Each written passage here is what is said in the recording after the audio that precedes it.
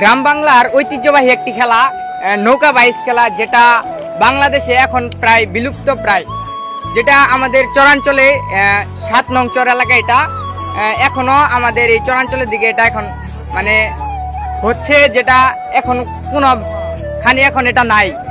So আমি আজকে এখন যে নৌকাটা দেখতে পাচ্ছেন, তো এই নৌকার এরাই পরিচালনা করে নৌকাটা। তো আমি এনাকে জিজ্ঞেস করে দেখি আসলে নৌকাটা কোথেকে আসছে। আপনাদের এই নৌকা এটা? আসসালামু আলাইকুম, আমি মোহাম্মদ মোনাফর হাজি, হিরারতরীর অধিনায়ক। আমরা আসছি ময়মনসিংহ সদর কোতোয়ালি থানা থেকে, ময়মনসিংহ বিভাগের সিংহমার্কা একটা নৌকা। আমরা এই প্রস্তুত আছি নৌকা খেলার জন্য।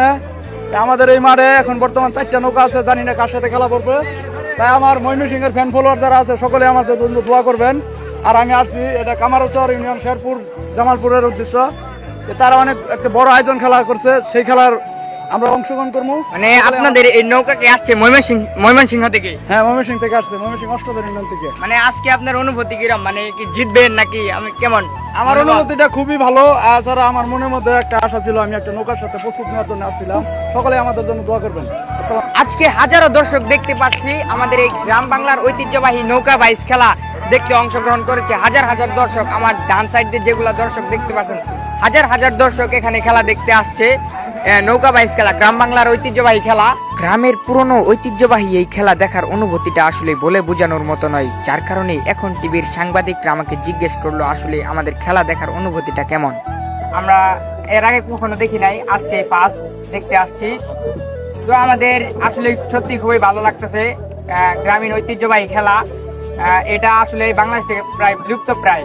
আমরা এরকম খেলা আসলে ওইরকম ভাবে দেখতে, এটা অন্য কোনো জায়গায় এখন ওইভাবে উঠে গেছে, আমাদের চরাঞ্চলে এইভাবে আছে, যে এটাই আমাদের একটা আনন্দের বিষয়। আমরা এখন বর্তমান প্রজন্মের ছেলেপেলে আমরা ইন্টারনেট ফেসবুক নিয়ে পড়ে থাকি, যার কারণে এই যে এইসব খেলাগুলা ওইভাবে দেখতে পারি না। তো আজকের খেলা দেখতে আসছি, খুবই ভালো লাগতেছে। যাতে এই খেলাগুলা প্রত্যেক জেলাতেই এরকম ভাবে হয়, এটাই আমাদের আশা, আমরা যাতে এরকম ভাবে আনন্দ উপভোগ করতে পারি। ঐতিহ্যবাহী এই খেলাটি আমরা পুরোটাই উপভোগ করলাম। আসলে প্রত্যেকটা নৌকায় খুবই স্পিডে চলে। এখানে 3টা নৌকা উপস্থিত আছে, এর মধ্যে আমাদের ময়মনসিংহের নৌকাও আছে। এখানে প্রত্যেকটা নৌকাতেই খুব সুন্দরভাবে প্রাকৃতিক বিচিত্রের ছবি আঁকানো আছে।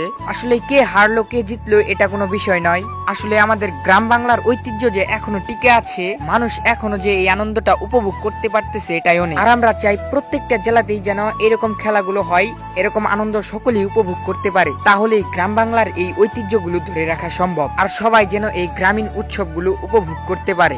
সো আজকের ভিডিও এই পর্যন্তই। সবাই ভালো থাকবেন, সুস্থ থাকবেন। আর ভিডিওটি ভালো লাগলে এই ছোট ভাইকে লাইক কমেন্ট শেয়ার করে দিবেন। যতটুকুই পেরেছি ততটুকুই কষ্ট করে আপনাদের দেখানোর চেষ্টা করেছি। সো সবাই ভালো থাকবেন, সুস্থ থাকবেন। আল্লাহ হাফেজ।